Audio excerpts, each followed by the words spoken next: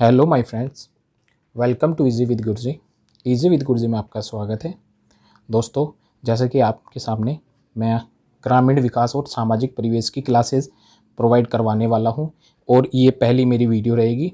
दोस्तों, लेखपाल में जो सब्जेक्ट आते हैं 4, उनमें से एक सब्जेक्ट आपका ग्राम समाज एवं विकास होता है। ग्राम समाज एवं विकास की मैं आपको पूरी की पूरी क्लास से बिल्कुल फ्री प्रोवाइड करवाने वाला हूं इस चैनल पे।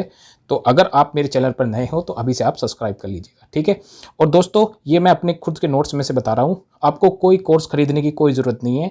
आप इसी वीडियो से नोट्स बनाइएगा और उनको बार बार रिवाइज कीजिएगा। डेफिनेटली दोस्तों, आपका पूरा का पूरा कंप्लीट मैं इसी वीडियो में करवा दूंगा।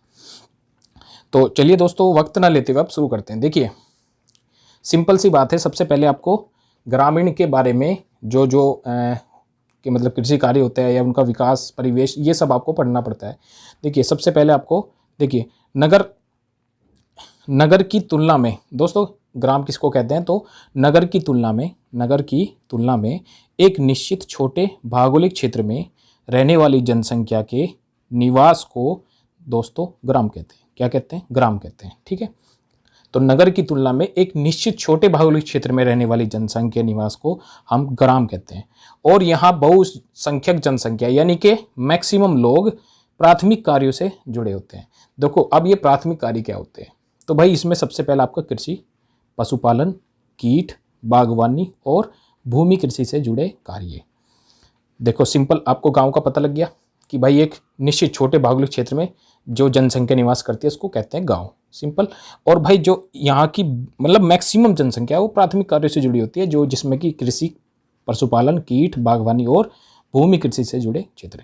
नेक्स्ट दोस्तों, अब जो ग्राम का उल्लेख है वो सर्वप्रथम हमें ऋग्वेद में मिलता है, ठीक है। ये क्वेश्चन आपसे पूछा जा सकता है कि ग्राम का उल्लेख हमें कहाँ पे मिलता है, तो दोस्तों ऋग्वेद में हमें सबसे पहले मिलता है, जिसमें ऋग्वेद में ग्राम का जो है वो 13 बार, विश्व का जो है 170 बार और जन का 275 बार हमें जिक्र मिलता है, ठीक है। जिसमें राज्य और राष्ट्र ये हमारे ऋग्वेद में शब्द नहीं मिलते हैं।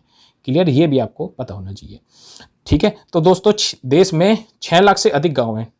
इसका मतलब ये है कि हमारे जो भारत देश है उसकी 70% जनसंख्या कहाँ? गांव में है।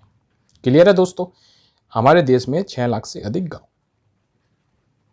नेक्स्ट आपका देखिए, ये दोस्तों ये पूरे की पूरी किताब का एक निचोड़ है जो मैं आपको बता रहा हूँ सबसे आसान लैंग्वेज में और सबसे बेहतरीन तरीके से मैं आपको समझा रहा हूँ, ठीक है। आपको बड़े से बड़े आप कोर्स, ये मैं सही बताऊँ तो मैंने आपको सारा जितने भी कोर्सेज पूरे यूट्यूब पे प्रोवाइड करवाते हैं, जो पैसे लेके जो कोर्स बेचते हैं, उनका सबका एक निचोड़, उनकी सब की मलाई इस वीडियो में आपको मैं फ्री में प्रोवाइड करवा रहा हूँ। अगर आप चाहते हैं पढ़ना तो आप एक अच्छे सी एक नोट्स बुक लीजिए और उसमें नोट्स बनाने आपके शुरू कीजिए और इनको बार बार आप रिवाइज करेंगे तो डेफिनेटली आपको पूरा का पूरा यहाँ से पेपर देखने को मिलेगा, ठीक है दोस्तों। तो जैसे एशिया का सबसे स्वच्छ गाँव, तो एशिया का सबसे स्वच्छ गाँव है दोस्तों मलेनाग, जो कि कहाँ है? मेघालय में। क्लियर है? तो एशिया का सबसे स्वच्छ गाँव मलेनाग, जो कि कहाँ है? मेघालय में। नेक्स्ट कि भारत का स्मार्ट डिजिटल गांव, भारत का स्मार्ट डिजिटल गांव कौन सा है? तो ये है आपका अकोदरा, जो कि गुजरात में। क्लियर है? अकोदरा, इसको भी आप नोट कर लीजिएगा। भाई ग्रामीण विकास एवं सामाजिक परिवेश, ठीक है। अब मैं इसको मुख्य तथ्य तरीके से मैं आपको बताता हूँ। अगर आपको क्लियर नहीं आ रहा तो थोड़ी क्वालिटी बढ़ा लीजिएगा, क्योंकि मेरे हैंड नोट्स हैं दोस्तों। तो ग्राम समाज, ठीक है। ग्रामीण समाज में होता क्या है दोस्तों, एक तो होते हैं, देखो परिवार से बनता है समाज, तो एक तो होते हैं एकल परिवार और एक होते हैं संयुक्त परिवार। एकल और संयुक्त को जब मिला देते हैं, यानी कि जब परिवार और परिवार को मिला दिया जाता है, तब क्या बनता है? हल्का बनता है। या इसको हम टोला भी कह सकते हैं, या इसको हम मोहल्ला भी कह सकते हैं, ठीक है। जब एकल और संयुक्त दोनों परिवार आपस में मिलते हैं तो क्या बनता है? हल्का, टोला या फिर मोहल्ला, ठीक है। और हाँ, ग्रामीण समाज की जो जीविका का जो मुख्य साधन है वो कृषि कार्य ही है, ठीक है दोस्तों। ये बात भी आप नोट कर लीजिएगा। इसी तरीके से अगर आप नोट्स बनाते हैं तो डेफिनेटली आपको आराम से समझ में भी आएगा और आप चीज़ों को रिलेट भी करते चलेंगे। ग्रामीण समाज या कृषक समाज, देखो उसकी विशेषताएं क्या क्या होती है भाई। इसमें जो है आकारीय विशेषताएं, जैसे जनसंख्या भिन्न भिन्न होती है, बिल्कुल सही बात है। दूसरा आपका आर्थिक विशेषताएं भी होती है और भाई इसका सांस्कृतिक विशेषताएं भी इसमें होती है। ग्रामीण समाज या कृषक समाज में। 3 प्रकार की विशेषताएं दोस्तों इसमें देखने को मिलती हैं। क्लियर, ये आपने नोट कर लिया। तो अब नेक्स्ट पेज पे आपको लेके चलते हैं। देखिए दोस्तों, अब आपको जैसे परिवार प्लस परिवार मिलता है, मैं आपको इसको समझा देता हूँ। जब परिवार और परिवार आपस में मिलते हैं तो दोस्तों क्या बनता है, गांव बनता है।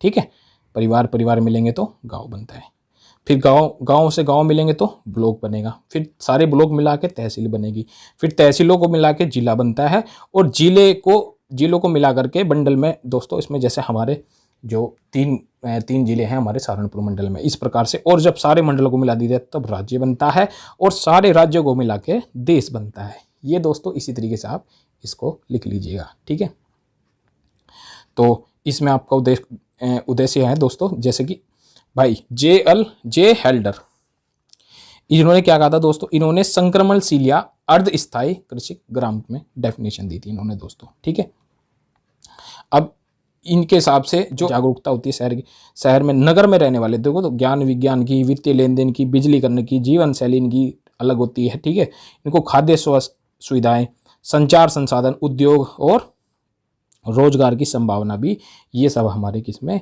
नगर। ये नगर की दोस्तों क्वालिटी होती है। इसी प्रकार इससे भिन्न यानी कि इसे विषम गांव की क्या स्थिति होती है, तो गांव दोस्तों जो कम विकसित गांव है, जैसे 68% हैं, उनमें दोस्तों एक तो परंपरा पुरानी चलती आ रही है। ठीक है, ये देखने को मिलती है। ठीक है दोस्तों, रूढ़िवादिता भी देखने को मिलती है दोस्तों। संस्कार सब सर्वाधिक जो है गांव में देखने को मिलते हैं। रीति रिवाज और अंधविश्वास भी दोस्तों, इससे भी हम नहीं दूर जा सकते कि अंधविश्वास भी गांव में मैक्सिमम जो है। अब दोस्तों बात करते हैं संघात्मक ढांचा।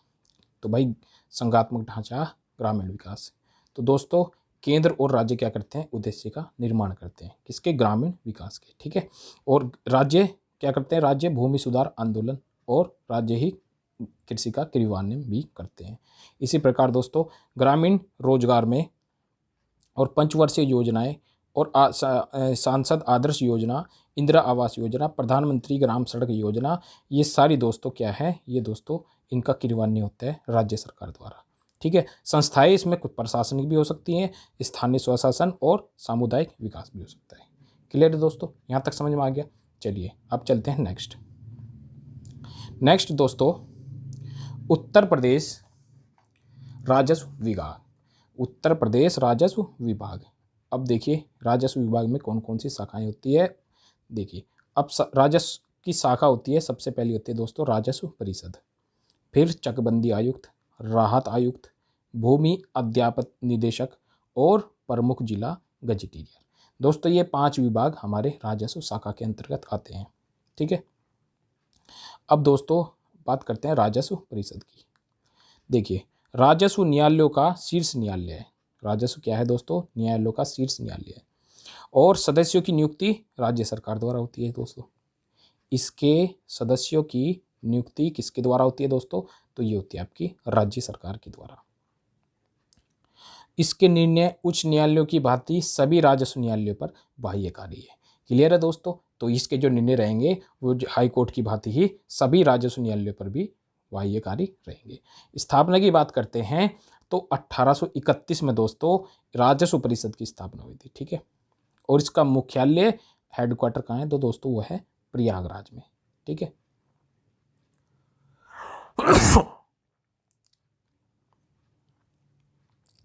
तो दोस्तों स्वतंत्रता के बाद 1948 में 2 भागों में हो गया था। ठीक है, जो हमारा राजस्व परिषद, एक तो होता है दोस्तों प्रशासनिक कार्य और एक न्यायिक कार्य। न्यायिक कार्य में आपका अपीलीय कार्य, निगरानी और अवलोकन। इसका न्यायिक कार्य वाले का हेडक्वार्टर क्या है, प्रयागराज में है। और दोस्तों जो प्रशासनिक कार्य है उनका हेडक्वार्टर कहाँ है, लखनऊ में। और प्रशासनिक कार्य कौन कौन से, जैसे भू अभिलेखों का रखरखाव, भूमि देखरेख, पैमाइश और विवरण तैयार करना, ये सब दोस्तों किसके हैं, प्रशासनिक कार्य, और इसका हेडक्वार्टर कहाँ है दोस्तों, आपका लखनऊ में। अब बात करते हैं कार्य के, कि लेखपाल के क्या क्या कार्य होते हैं दोस्तों। देखिए अगर मैं आपको लेखपाल का एक सिंपल सा एक वो दिखाऊं तो देखिए सबसे नीचे अमीन होता है। इस प्रकार से दोस्तों ये हमारे पोस्ट वाइज अगर मैं आपको बताता हूं तो अमीन से ऊपर फिर लेखपाल होता है, लेखपाल से ऊपर आपका कानूनगो होता है, कानूनगो उसके ऊपर आपका नायब तहसीलदार, उसके बाद फिर तहसीलदार, और उसके बाद फिर उप जिलाधिकारी, और उसके बाद अपर जिलाधिकारी और लास्ट में जो है आपका सबसे ऊपर होता है आपका जिलाधिकारी। ठीक है, तो लेखपाल के कार्य की हम बात कर रहे थे। तो सबसे पहले दोस्तों जो भूलेख है उनका रख रखाव लेखपाल का कार्य होता है। कृषि भूमि से संबंधित आंकड़ों को एकत्रित करना भी आपके लेखपाल का कार्य होता है। आंकड़ों की गणना और प्रकाशन भी लेखपाल के कार्यों में से एक है। और इसके क्या क्या दोस्तों, कृषि एवं पशु गणना भी लेखपाल करते हैं। बाढ़, सूखा, कमी, आपदा के समय सरकार के अंग के रूप में दोस्तों ये आपका लेखपाल कार्य करता है। विभिन्न सरकारी योजनाओं और सेवाओं को पहुंचाता है कौन दोस्तों, ये भी आपके लेखपाल के कार्य होते हैं। और भूमि संरक्षण, भूमिहीन को भूमि पहुंचाना, तो ये इसका मुख्य कार्य है। तो ये सारे के सारे कार्य दोस्तों आपके लेखपाल से संबंधित हो जाते हैं। अब दोस्तों पीछे हमने जितना भी पढ़ाया है, अब उनका मैं आपको एक टेस्ट का एक वीडियो डालूंगा, उसको भी आप देख लेना। ठीक है, तो इस प्रकार से दोस्तों इस वीडियो को मैं ये रखता हूँ, इससे आगे मैं नेक्स्ट वीडियो में कंप्लीट करूँगा। और आप चिंता मत कीजिए, आपको कोई कोर्स खरीदने की कहीं की कोई ज़रूरत नहीं है। अगर आप सिर्फ ग्राम विकास सब्जेक्ट के लिए ही कोर्स खरीदना है तो आपको बिल्कुल कोई ज़रूरत नहीं है। मैं आपको पूरा इसी चैनल पर वीडियो बाय वीडियो करके प्रोवाइड करवाने वाला हूँ। ठीक है, तो अगर आप नए हैं तो सब्सक्राइब कर दीजिएगा और दोस्तों नोट्स बनाते रहना, जो मैं आपको एज इट इज जैसे बता रहा हूँ। ठीक है, और आपको अच्छा लगा हो तो लाइक कर दीजिएगा। ठीक है, तो चलिए दोस्तों नेक्स्ट वीडियो में मिलते हैं, तब तक के लिए जय हिंद, जय भारत।